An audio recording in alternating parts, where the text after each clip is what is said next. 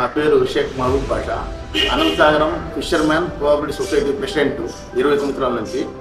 యాత్రికులు ఎంతోమంది ఈ దర్గాకి వస్తూ ఉంటారు, పోతూ ఉంటారు. వాళ్ళకి నీడ లేక చాలా మంది ఈ చెట్ట కింద ఎక్కడెక్కడనో వాళ్ళ తిప్పలు పడి నానా తిప్పలు పడేది.